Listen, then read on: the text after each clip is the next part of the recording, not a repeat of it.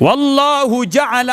طالبانو دنیا کې اول پیلوټ او اوله طیاره چې جوړه کړې حضرت سلیمان علیه السلام دا خبر طالبانو کړې ولا بیا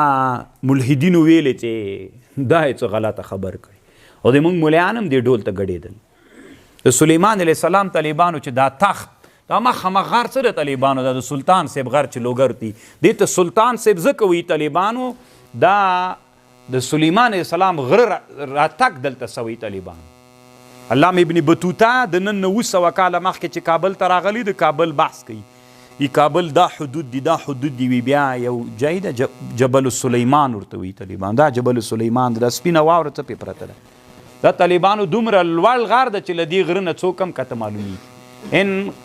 والد رحمه الله به ویلي شیخ عبدالقدوس جان رحمه الله ویلي چې دې نه این طالبانو د دې غره نه د پاکستان عاصمه او پایتخت اسلام آباد هم ښکارېږي چې دا ګردونه نه وي کله طالبانو تفسیرونو کې راځي او ورځ وی حضرت سلیمان علیه السلام کابل ته راغلی وی بیا اراده وه چې هند ته لاړ سي له کابل نه دلته دا کابل د طالبانو که نه دا اراده وله چې چیرته لاړ سي هند ته لاړ سي وی بیا هند ډېر تیاره ورته ښکاره سو بیا بلخ ته لاړو دا میدان ویو د سلیمان علیه السلام نو خو لیونۍ تیاره نه وه طالبانو دغسې الوتله که ځان ته یې ماشینونو ترتیب درلوده الله وی موږ باد ورته مسخر کړی نو چې باد دې مسخر کړی د تیاره دغسې الوتله طالبانو کې یو منظم ترتیب یې درلود یو منظم ترتیب چا الوزوله اول طیار فی العالم سلیمان علی النبی صلی الله علیه وسلم یو د الله نبی و طالبانو مخکې درته ویلي بهداه مقتدی او بیا طالبانو له هغه نه وروسته د دنیا په تاریخ کې اول طیران چې چا کړی فرناس په نامه باندې یو مسلمان تیر سوی فرناس اندلوسی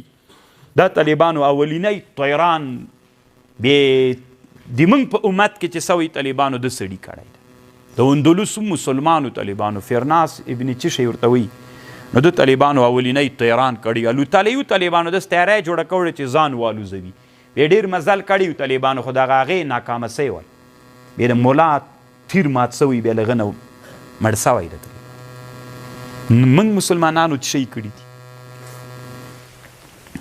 موږ نه هغه حماس هم ډېر ښه دي طالبانو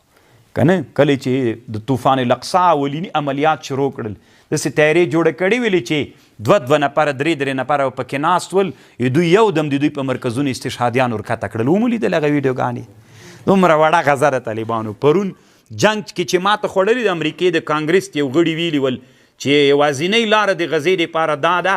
چې لکه د یوریشیما غوندې اټوم په استعمال کوي دا نه ماتیږي بس ته بچی ماته همدومره که نه ماته د زتینو ماته څه رقم ته وي دا تر څو نه سړي کېږي چې اټوم پې وانه چوئ نو زړه مې ډېر درد وکړه طالبانو چې دا خبر مې کته میل کاش کې اسلامي امت سره نن اټوم موجود وای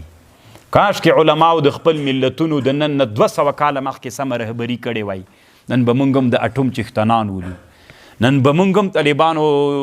تل ابیب داسې د خاورو سره خاورې کړی و لکه څوک چې د خاورو سره خاورې ده غزه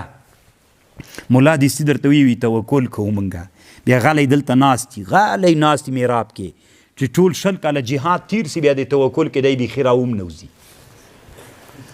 دا طالبانو د امت په خیر باندې نه ده په رب العالمین قسم طالبانو چې اسلامي امت نن دغه شی درلودلی چې اسرائیل لري چې غزه د خاورو سره خاورې کړو دا اسلامي چا پلار هم ولا کبریک پې نیولی وی طالبان دوی خو لا اوس هم لږ بمبار کې ولا چرګې خو مرته ویستې وای والله جعل لكم من بيوتكم سكنا وجعل لكم من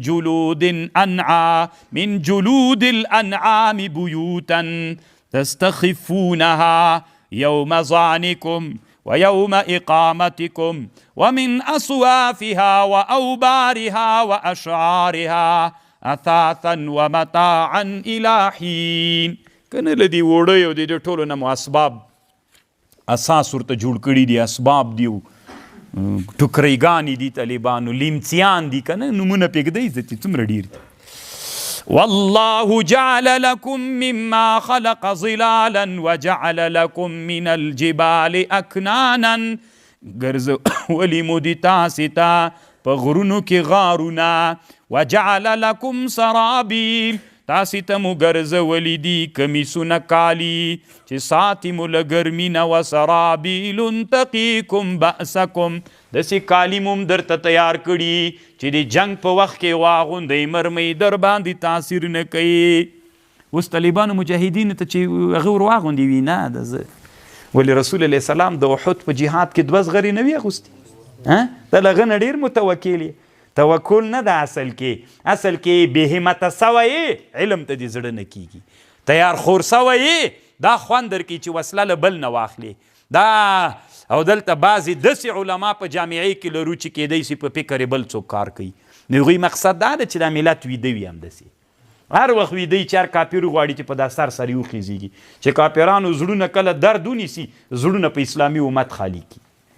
بس دې ته کوي نه. طالبانو رب العالمین قسم طالبانو په دغه نظام رومینین نه نیولې تر ویزرانو پورې داسې په باندې فرض ده چې د امت لپاره هغه علوم را ژوندي کړي چې د امت ورته ضرورت ته صنایع داسې په باندې فرض ده لکه مونځ پې فرض کوي به خامخا به یې کوي. فإن تولوا فإنما عليك البلاغ المبين يعرفون نعمة الله ثم ينكرونها وأكثرهم الكافرون ويوم نبعث من كل أمة شهيد ثم لا يؤذن للذين كفروا ولا هم يستعتبون. استعتاب دی ته وایي طالبانو دوی نه به طلب دی نه کیږي چې تاسې دنیا ته لاړ سئ بیرته او ښه اعمال وکئ بیرته راسئ. وإذا رأى الذين ظلموا العذاب فلا يخفف عنهم ولا هم ينظرون. وإذا رأى الذين أشركوا شركاءهم قالوا ربنا هؤلاء شركاؤنا الذين كنا ندعو من دونك فألقوا إليهم القول إنكم لكاذبون. وألقوا إلى الله يومئذ السلسل وألقوا روابچی دوی په دې ورځ باندې الله ته غاړه کېښودل تسلیم بسي. وضل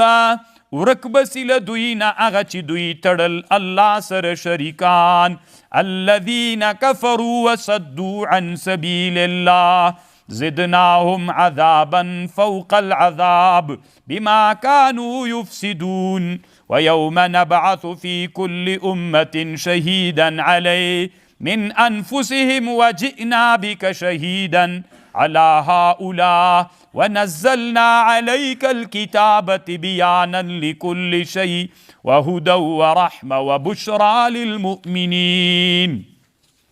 طالبانو دی آیات کې لیکلي چې قرآن کې ټول علوم سته.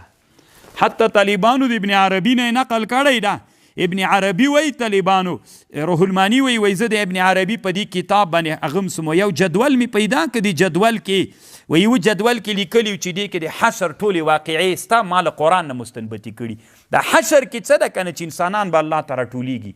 ابن عربي یو جدول جوړ کړی وای. د ابن عربي د جدول می وای چې وکړه روح المانی وی د جدول کې ویلی ول چې حشر کې به دا پیښې کیږي. هغه ټولې پیښې طالبانو له قرآن نه مستنبطې کړي. بل جدول و هغې کې لیکلي ول جدول حرفي و هغې کې ویلي چې هغه جنت کې به چې څوم حوادث رامنځته کېږي هغه څوک به داسې ځي هغه به ورته وایي داسې راتاو سه بیا به ورته وایي داسې لاړ سه. نو دا ټولې به دلته پکې وي مې قرآن نه مستنبطې کړي دي. وی بل جدول د اور خلک پکې و. طالبانو ابن عربي یوه معما تېره سوې بیخي نادره معما. اوس خو طالبانو چې نوم یادیم دغه زاغان دستي وي دا کوپر ده بیخي ډېره نادره معما تېره سوي. اسلامي امت بس په دغه د بیچارګي خوله پټه کړې چې مرتد ده بس نورې کتابونه پریښي طالبانو. یو وخت کې پادشاهان هم د ده په کتابونو باندې بندیز لګولی. روح المانی خپله وایي طالبانو د ابن عربي د موږ په زمانه کې وایي په کتابونو بندیز لګولی څوک به یې نه ګوري. بیخي نادره معما تېره سوي طالبانو چې دا خو د سړي عمر ډېر وایي.